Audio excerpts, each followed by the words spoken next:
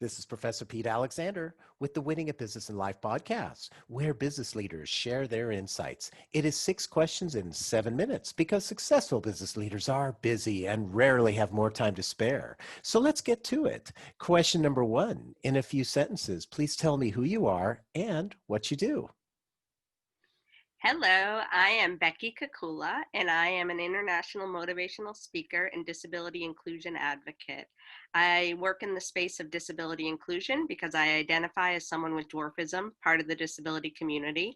And when I was trying to enter the job market, I faced a lot of challenges. I went on 100 interviews and was judged by my appearance in every single interview.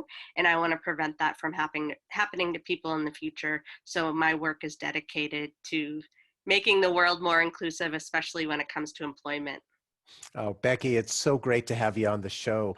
Question number two, what's the best thing about working in your industry? I think the best thing about working in my industry specifically is working with a lot of companies in the same industry who are willing to work together to solve the unemployment rate for people with disabilities. In a lot of other demographic areas or a lot of other agendas that companies may have, they're always competing and not willing to share best practices with each other. But when it comes to disability inclusion, nobody can solve the unemployment rate alone. So they're working together, which is awesome. Oh, I love that, and it's so needed, especially with what's going on now with the economy, et cetera. So I'm really grateful that you're on the show today. Question number three: I have a fictitious book with all the answers for business. What chapter would you think most companies should read? I think a lot of companies need to read about diversity and inclusion. And the key to that chapter is that you really don't treat it any differently than any other agenda. And you just treat people like people. You ask questions rather than making assumptions. People get very worried about people with disabilities being a liability or accommodations costing too much when most accommodations are less than $500. In my career, I've had a step stool for an accommodation in most scenarios, and that's $10. I think there's all that fear that prevents them from doing the great work. So it's overcoming your fear of including everyone in your workplace. That is so well said. Thank you so much. Question number four. Other than the generic work harder, have a great attitude, and care for customers, what advice or insight would you give to other business leaders? I would say keep an open mind. Let people know that you're there to support them on their journey, but don't try to step in people's way. Don't try to do something for someone without them giving you permission to help them. So Mm, put it out there that you're willing to support them on their journey, but let them tell you when they need the assistance. In addition, provide constructive feedback whenever possible, because that's the only way that people are going to learn and grow. I've craved that my entire life. As someone with a physical difference, people are afraid of offending, afraid of saying the wrong things, and it prevents me from learning and growing because I need to learn from my mistakes and mhm. get better. Absolutely, and both things that you mentioned are so powerful. And it's interesting learning the right way or the proper way to give that constructive feedback is so critical, because if it is communicated in a way that is very helpful, then the employee gets better and everybody wins. It reduces any kind of stress that might be caused by the employee not doing the job the way, let's say, that they're expected to. Am I understanding you correctly? Absolutely. And a lot of people with disabilities are now getting employment opportunities, but they're getting entry level employment opportunities and they're not getting that support to learn and grow within organizations because they're not able to get that constructive feedback. Mm, And they deserve, if they want to, climb the ladder. mm, And we should allow that and provide a space. And by talking about mistakes that are made and figuring out strategies on how to do better in the future, we all get better. Absolutely. It's so well said. Thank you so much for that insight.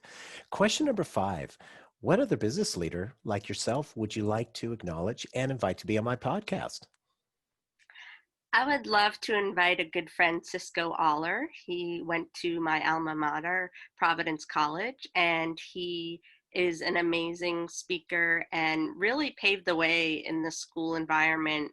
After my time there, it really was not, disability inclusion wasn't as much on the agenda when I was there, and he really has paved the way.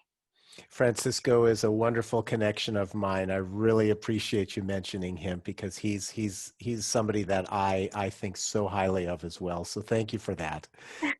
So, double recommendation. Recommendation, exactly. And question number 6, please tell me about your first job.